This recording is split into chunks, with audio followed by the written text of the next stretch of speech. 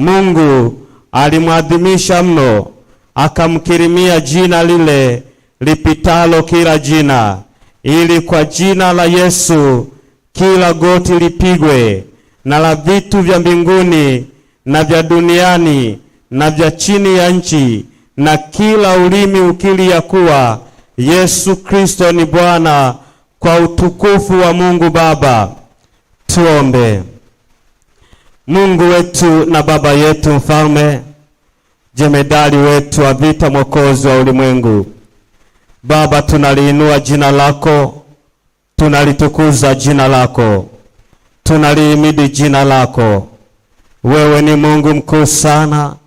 Baba, ninaleta neno lako mbele zako, na mkutano huu mbele yako Bwana. Nitumie vile utakavyo, mapenzi yako yakatimizwe. Yaliyo mapenzi yangu Mungu, yasifanye jambo lolote kwa watoto wako.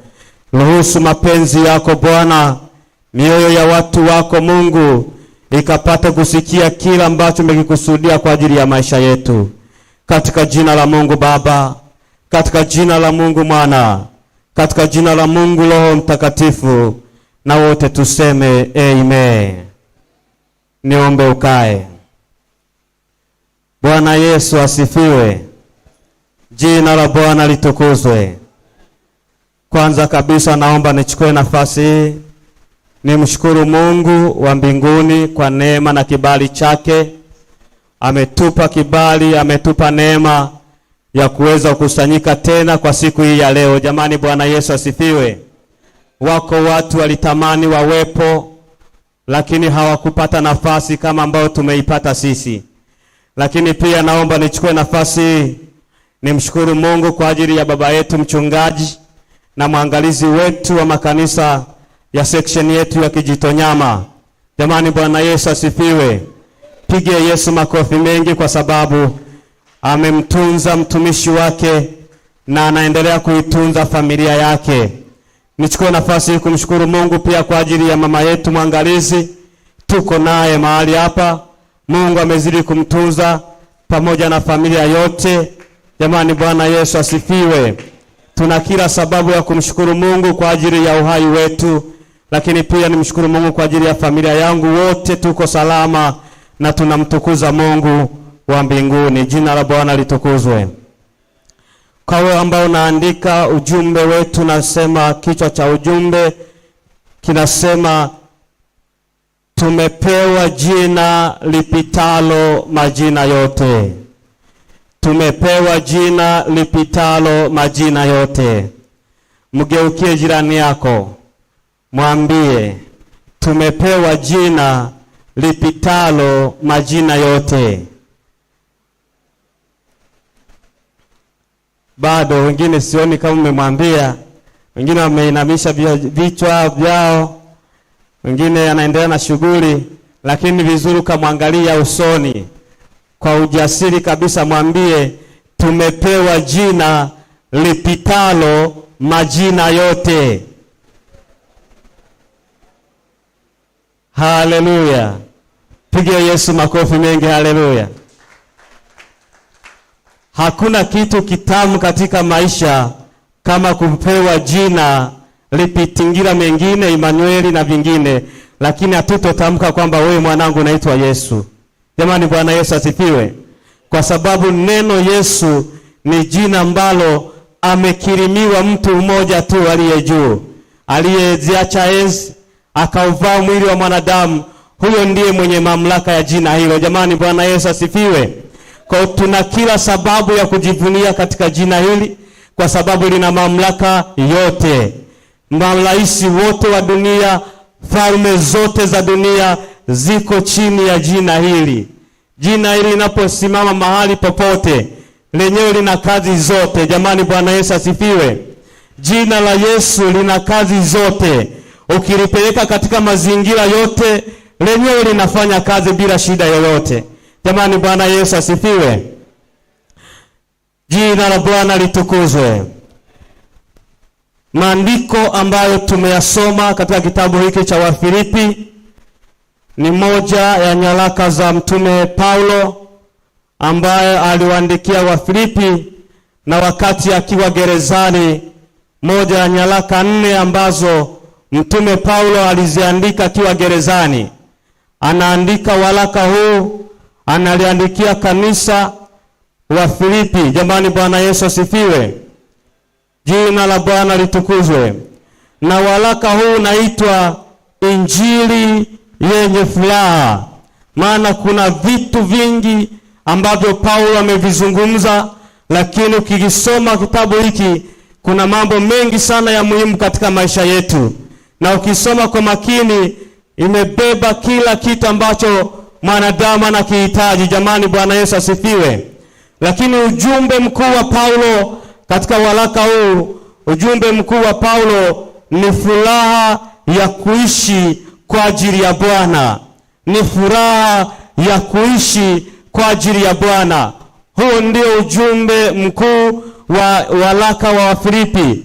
Paulo anasema ni furaha kuishi kwa ajili ya Bwana. Kufa ni faida, kuishi ni Kristo. Jamani, Bwana Yesu asifiwe. Lakini makusudi yake ya kuandika waraka huu, Paulo anakusudia nini? Makusudi yake Paulo alikusudia nini? Waraka huu makusudi ya kuandikwa kwa waraka wa Paulo, aliwashukuru sana Wafilipi walipokuwa na Paulo katika nyakati ngumu. Kanisa la Filipi lilikuwa likijitoa sana, hasa katika huduma ya Paulo. Jamani, Bwana Yesu asifiwe. Wakati Paulo amefungwa, yuko gerezani, alikuwa na uhitaji mkubwa sana. Alikuwa na uhitaji wa kila kitu. Lakini kanisa hili la Wafilipi lilimsaidia Paulo katika nyakati ngumu, lakini pia lilimsaidia katika huduma ambayo Paulo alikuwa akiifanya, huduma ya Injili. Kanisa la Wafilipi ni kanisa ambalo lilitegemeza huduma ya Paulo kwa viwango vya hali ya juu sana. Jamani, Bwana Yesu asifiwe. Tukitaka kuziona baraka za Mungu, wengi wanaokwenda ni wachache. Biblia inasema waendao ni wachache kwenda kushuhudia, lakini wanaoitegemeza ile huduma wako wengi. Ukitoa fedha yako kwa wainjilisti wanaokwenda kushuhudia, wakapeleka Injili, zile baraka ambazo watazipata, hata wewe ambao umetoa fedha yako utapata sehemu ya zile baraka. Jamani, Bwana Yesu asifiwe. Kwa usiache kuhubiri Injili ukasema kwa sababu mimi siendi basi nitakaa tu. Hapana. Na ndio maana huwa tunatoa hata sadaka za umisheni ili tuwapeleke wale wanaokwenda, kwa sababu tunatamani kwenda, lakini kuna mambo mengi ambayo yametuzonga, tunashindwa kwenda. Fedha yako, mali yako inakwenda kumhubiri Yesu Kristo. Jamani, Bwana Yesu asifiwe. Kwa kanisa la Wafilipi, wao walikaa katika hali ya kumtegemeza sana Paulo wakati anakwenda kuihubiri Injili. Alikuwa pamoja nao, lakini pia walitegemeza kanisa la Yerusalemu. Wao walikuwa ni watu wa kulisaidia kanisa, na ndio maana Paulo anafurahi sana, akafurahi tena na tena. Na hata anapoandika nyaraka hii, ukisoma kuanzia sura ya 1 mpaka sura ya 4, utaona sehemu nyingi sana zimejaa furaha za Paulo. Anawashukuru Wafilipi kwa kazi kubwa ambayo waliifanya, lakini pia aliwaombea kwa mzigo, kwa sababu walijitoa kwa ajili ya kazi ya Bwana. Jamani, Bwana Yesu asifiwe. Tukitaka kuziona baraka za Bwana, lazima tukubali kutegemeza kazi ya Bwana ya TCRC. Tukitegemeza kazi ya Bwana ya mji wa makimbilio, tutaziona baraka za Mungu zikishuka kwa ajili ya maisha yetu. Jamani, Bwana Yesu asifiwe. Na hata tunapokwenda kumaliza mwaka, na siku ya leo ni Jumapili ya mwisho kabisa ya mwaka wa 2025, haitakuwepo tena. Jamani, Bwana Yesu asifiwe. Jumapili kama ya leo haitakuwepo tena. Tutapata Jumapili nyingine ya mwaka wa 2026. Swali la kujiuliza kwako, swali la kujiuliza kwangu, 25 imepita, tuna maono mengi tulikuwa nayo, ikiwemo maono ya kanisa, na maono ya kanisa tunayo. Nataka kujiuliza, je, nimekuwa sehemu ya kuyatimiza hayo maono ambayo Mungu alitupa mwaka wa 2025? Jamani, Bwana Yesu asifiwe. Lakini nataka nikwambie, tunapofika karibia na mwisho, watu wengi wanakwenda kwenye mambo mengi. Wengine wanakwenda kwa waganga kwa ajili ya kuchukua ulinzi wa mwaka. Wengine wanakwenda kutoa sadaka za sanamu kwa ajili ya kulinda maisha yao. Wengine wanakwenda, kuna vituko vingi vinatokea. Hata siku za leo tumekuwa tukisikia matangazo mengi. Wengine wanakwambia, njoo utakula keki ya upako, utakula sijui kitu gani. Watu wanateseka, maana Biblia inasema watu wangu wanaangamizwa wakosa maarifa. Maarifa ya Mungu yakishatoweka, watu wanaangamia, wanashindwa msaada wao uko wapi. Na ndio maana mmoja akasema, nitayainua macho yangu nitazame milima. Anatazama milima akiutafuta msaada wake. Akasema, nikitazama milima na utafuta msaada. Lakini alipotazama milima akaukosa msaada, akagundua kwamba msaada wake haupo katika milima, msaada wake hauko kwa waganga kienyeji, msaada wake hauko kwa watabiri, msaada wake upo katika jina lipitalo kila jina. Hapo ndipo kuna msaada. Jamani, Bwana Yesu asifiwe. Acha wakatambike, wewe usiwe na shida na hao watu. Wewe nenda kamwone Bwana hakupatie jina lipitalo kila jina. Nataka nikwambie, tukiliweka jina la Yesu katika maisha yetu, kila kitu kitakuwa kiko sawa. Jamani, Bwana Yesu asifiwe. Jina la Bwana litukuzwe. Kitabu hiki cha Wafilipi kina mambo muhimu matatu ambao natamani twende tukasome mambo hayo. Jambo la kwanza, Paulo anasema, jambo la kwanza ni shukrani na maombi. Tumesema injili, kitabu hiki cha Wafilipi ni injili ya furaha, shukrani na maombi. Sura ya kwanza wa Wafilipi mstari ule wa 3 hadi mstari wa 11. Naomba tuyasome maandiko haya. Biblia inasema, Paulo anazungumza na Wafilipi, anasema, namshukuru Mungu wangu kila niwakumbukapo siku zote, kila niwaombeapo ninyi nyote, nikisema sala zangu kwa furaha, kwa sababu ya ushirika wenu katika kueneza injili tangu siku ile ya kwanza hata leo hivi. Nami naliaminilo ndilo hili, ya kwamba yeye aliyeianza kazi njema mioyoni mwenu ataimaliza hata siku ya Kristo Yesu. Vile vile kama ilivyo wajibu wangu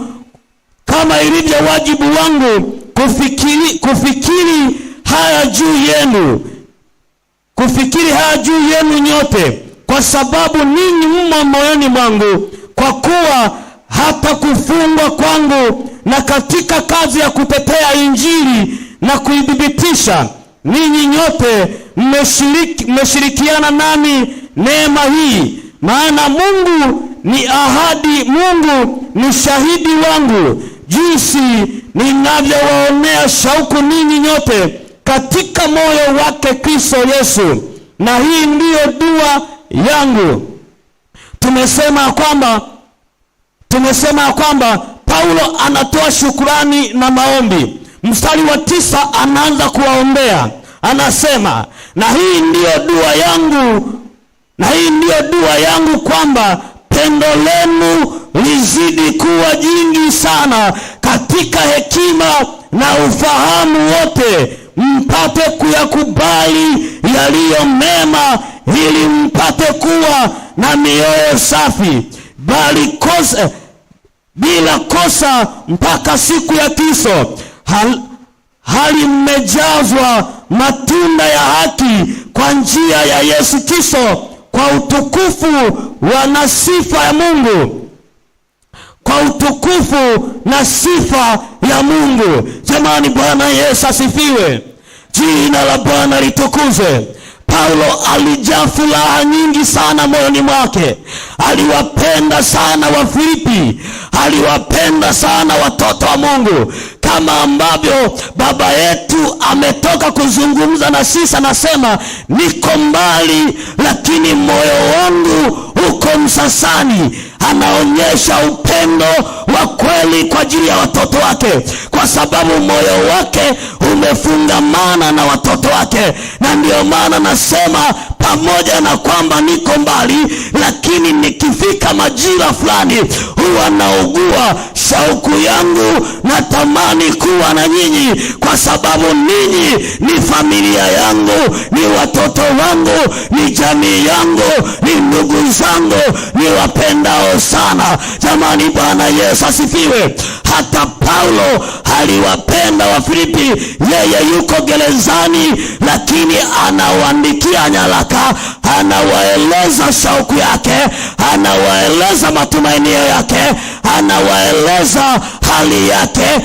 Anawaambia, pamoja na kwamba mimi niko mbali, lakini niko pamoja na nyinyi. Nitafurahi sana nitakaposikia kwamba wote mnapendana, wote ni jamii moja, lugha yenu ni moja, mambo yenu ni mamoja. Hapo ndipo furaha yangu itakapojaa. Jamani, Bwana Yesu asifiwe. Hata baba yetu ambaye ni mchungaji wa madhabahu hii, atakapopata taarifa ya kwamba watoto wake wako kitu kimoja, wanashikamana, moyo wake utajaa furaha kubwa sana kuliko kupata taarifa za mafarakano. Ataongeza machungu, ataongeza shida. Maana Paulo alijua ya kwamba akisikia kwamba kanisa lile la Filipi kama wasinge kaa katika Bwana, moyo wake ungeugua sana, angeongezewa machungu pale gerezani. Lakini alipopata taarifa, akaambiwa ya kwamba watu wale wanashikamana, bado wanaendeleza kazi ya injili. Injili inahubiriwa pasipo shida yote. Paulo akasema, kufa kwangu sio shida, kuishi kwangu sio shida. Jambo moja nalijua, Yesu Kristo anahubiriwa. Hapo ndipo furaha yangu ilipojaa tele. Na singelisikia ya kwamba Yesu anahubiriwa, angejaa maumivu makali, angejaa machozi makali, kwa sababu angelitamani atoke gerezani ili akahubiri injili. Lakini kwa sababu ya injili yuko gerezani, hakutenda dhambi yoyote, isipokuwa Paulo alifungwa kwa ajili ya injili. Wakajua ya kwamba wakimkamata Paulo, wakamfunga Paulo, wamemaliza kazi yote. Lakini nataka nikwambie, hakuna mwanadamu yoyote anayeweza kuzuia kazi ya Mungu isisonge mbele kwa namna yoyote, iwe jambo lolote. Kazi ya Mungu itasonga mbele hata tukikataa kumhubiri Yesu. Yesu alisema, nitainua mawe yatahubiri, nitainua milima itahubiri.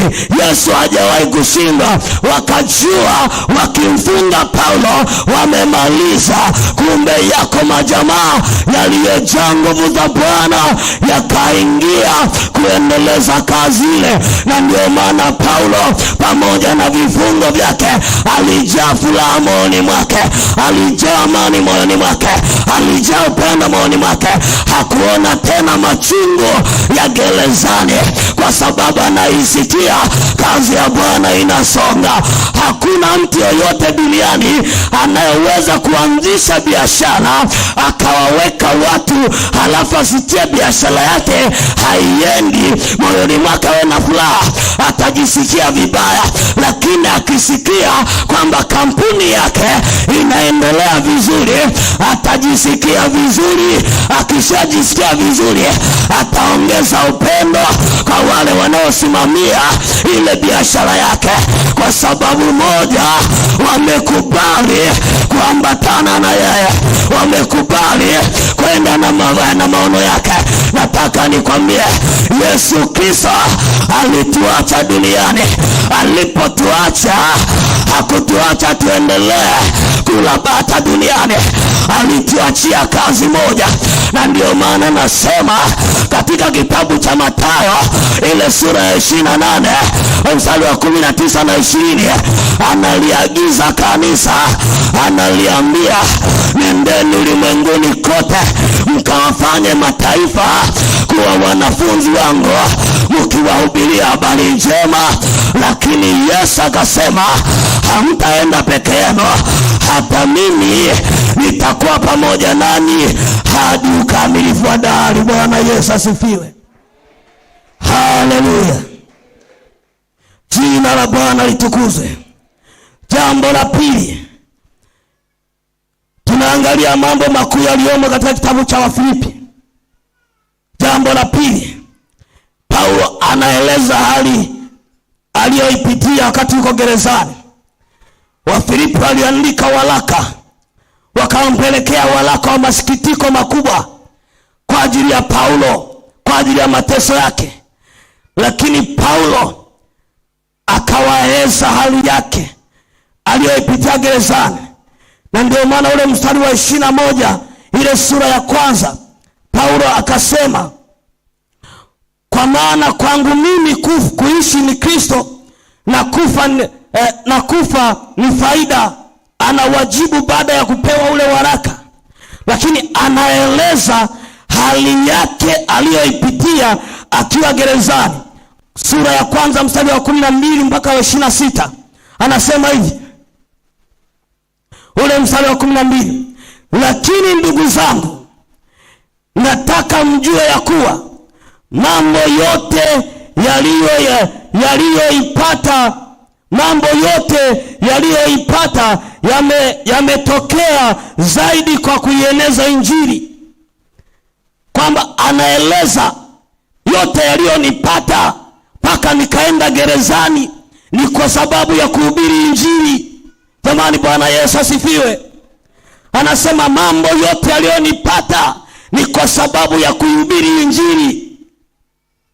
Anasema hata vifungo vyangu vimekuwa daili katika Kristo, miongoni mwa askari na kwa wengine wote pia. Na wengi wa hao ndugu walio katika Bwana hali wakapata kuidhibitisha kwa ajili ya kufungwa kwangu, wamezidi sana kuthubutu kunena neno la Mungu pasipo hofu yoyote, kwamba kiongozi wetu amekamatwa, basi na sisi tunyamaze. Wao wakazidi kuhubiri Injili pasipokuwa na hofu yoyote. Anasema wengine wanahubiri habari za Kristo kwa sababu ya husuda na fitina, na wengine kwa nia njema. Hawa wanamhubiri kwa pendo na kwa kujua ya kuwa nimewekwa ili niitetee Injili, bali wengine wanamhubiri Kristo kwa fitina, wala si kwa moyo mweupe, wakidhani kuongeza dhiki za kufungwa kwangu yadhuru nini? Lakini kwa njia zote, ikiwa ni kwa halali au ikiwa ni kwa kweli, Kristo anahubiriwa. Ikiwa ni kwa kweli, Kristo anahubiriwa. Na kwa hiyo furahini, nami nitafurahi, maana najua ya kuwa haya yatanigeukia kuwa wokovu wangu, kwa sababu ya kuomba kwenu na kuzurukiwa roho ya Yesu Kristo, kama vile nilivyotazamia sana na kutumaini kwamba sitaaibika kamwe, bali udhabiti wote kama siku zote, na sasa vivyo hivyo Kristo ataadhimishwa katika mwili wangu, ikiwa kwa maisha yangu au ikiwa kwa mauti yangu. Kwa maana kwangu mimi, anawajibu, kwa maana kwangu mimi, yani anawaambia yote yanayotendeka, dhoruba zinazotendeka, wacha wamhubiri Yesu kwa fitina, wacha afanye vyovyote, lakini yote hayo sina shida. Anasema mstari wa 21, kwa maana kwangu mimi kuishi ni Kristo na kufa ni faida. Ila ikiwa kuishi katika mwili kwangu mimi ni matunda ya kazi, basi nitakalochagua silitambui. Ninasongwa katika mambo mawili. Ninatamani kwenda zangu nikae na Kristo, maana ni vizuri zaidi sana, bali kudumu katika mwili kwa hitajiwa zaidi kwa ajili yenu. Nami nikitamani hayo, najua ya kuwa nitakaa na kudumu pamoja nanyi, ili mpate kuendelea na kufurahi katika imani, hata mzidi kuona fahari katika Kristo Yesu juu yangu, kwa sababu ya kuwapo kwangu pamoja nanyi tena. Jamani, Bwana Yesu asifiwe. Paulo anaeleza hali yake anayoipitia akiwa gerezani. Anasema hata wakihubiri Injili, maana wako wanaohubiri Injili ya kweli, lakini wako waliojiingiza wanahubiri Injili si kwa moyo, lakini ni kwa fitina. Nataka nikwambie mtu wa Mungu, tuko mwisho wa mwaka, vitu vingi vinatokea, manabii wengi wanatokea, wahubiri wengi wanatokea, na kila mmoja kwa namna yake, lakini haijalishi hiyo. Nataka nikwambie neno moja, acha watokee. Na siku za leo wanawatangazia vitu vya kuwapa ulinzi, kwa sababu wanakwambia njoo na kitu fulani ili upewe ulinzi kwa ajili ya mwaka. Utakwenda na udongo, utakwenda na maji, utakwenda na vitu mbalimbali, kwamba vitaombewa upewe ulinzi kwa ajili ya mwaka. Tuliyeokoka, kaa kwenye imani, usiondoke kwenye imani. Paulo anawaambia Wafilipi, wanangu, kaeni vizuri, maana tupo kwenye nyakati ambazo mbwa mwitu wameingia na kuivamia kazi ya Bwana. Wako watakaoinuka na kuhubiri Injili, watu wengi watakwenda, lakini si Paulo tu peke yake. Yesu Kristo akiwa na wanafunzi wake katika mlima wa Mizeituni faragani, ile sura ya Mathayo 24, wanafunzi wake wakamwonyesha mali za ulimwengu, wakamwonyesha vitu vyote, wakamwambia unayaona yote haya? Yesu akawaambia ndio, nimeyaona, lakini nataka niwaambie halitabaki jiwe juu ya jiwe ambalo halitabomoshwa. Wakamwambia tuambie, mambo hayo yatakuwa lini na ni nini dalili za kuja kwako? Yesu akawaambia, utakapoona watu wanaibuka, watakuja manabii wa uongo, watatenda ishara, watu wengi watakimbilia kule, na yamkini hata wateule watakwenda kule. Neno la Mungu ni kweli na lazima litimie. Mungu hajawahi kusema uongo. Wako wa Pentekoste wengi wanakwenda kwa manabii, na wao wanafuata mafuta, na wao wanafuata maji, na wao wanafuata udongo, wanakwenda kwa mkumbo, si kwa Roho wa Bwana, maana wamemwacha Roho. Ukiongozwa na Roho hautakumbwa na vya ulimwengu. Ukiongozwa na Roho, tumepewa jina lipitalo majina yote. Yesu hajawahi kushindwa. Ukimweka mahali popote, yeye anaweza akabadilisha mustakabali mzima. Jamani, Bwana Yesu asifiwe. Jina la Bwana litukuzwe. Huyo ndiye Yesu tunayemtukuza. Paulo anasema watakuja hao, lakini furaha yangu ni kuona injili ya kweli inahubiriwa. Injili ya kweli inabadilisha milima. Injili ya kweli inageuza mambo. Injili ya kweli haitashindwa kamwe. Acha wahubiri, acha watabiri, acha manabii wainuke. Hatuna shida na hao manabii, hatuna shida na hao mitume, maana hata Biblia imezungumza manabii wapo, mitume wapo. Tatizo ni vitu vinavyotumika, wala sio hilo jina nabii, wala sio jina ya mtume. Yale mambo yaliyo kinyume na Biblia, lazima Biblia tuielewe vizuri, ili tuongoze katika shida tulionayo katika ulimwengu wa kizazi ambacho cha ukaidi na tumepotoka. Tunamhitaji Mungu wa kweli asimame na sisi. Tunamhitaji Mungu wa kweli atembee na sisi. Tunamhitaji Mungu wa kweli aseme na sisi. Ndugu zangu wapendwa, Mungu tunayemwabudu hajawahi kukosa, hajawahi filisika, hajawahi kushindwa. Chochote unachokiomba yeye anatenda, lakini inatokea kwa Mungu anachokiangalia mahali tulipokwama. Lazima tufike mahali tuangalie mikwamo yetu.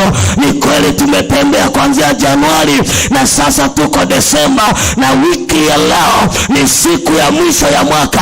Kuna mambo umeyaomba, kuna mambo umeyahitaji, kuna mambo umemwomba Bwana, mengine yametimia na mengine hajatimia. Ni wajibu wangu, ni wajibu wako kugeuka na kuyatazama. Januari nilitenda jambo gani ambalo liligusa moyo wa Mungu? Desemba nimetenda jambo gani ambalo limegusa moyo wa Mungu? Mungu anataka uaminifu katika maisha yetu, ili aachilie baraka, ili aachilie amani, ili aachilie upendo. Haleluya, haleluya, haleluya, haleluya. Huyo ndiye Baba ambaye tunamwamini, ambaye tunamwabudu, ambaye tunasema kuishi ni Kristo, kufa ni faida. Usiogope hata ukiondoka leo ukiwa katika Bwana, wewe unakwenda kuishi naye. Hata ukibaki, ubaki kwa ajili ya Bwana.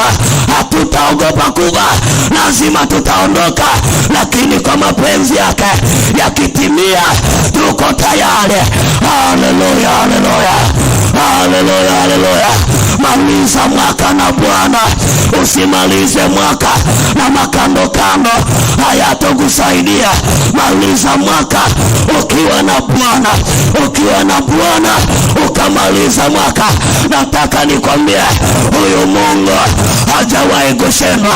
Huyu Mungu aliyetenda kwa kina Paulo atatenda kwako, atatenda kwangu, atatenda kwa yule. Mungu wetu yeye ni mwamba, yeye ni mwamba. Anasema niiteni nami nitaitika.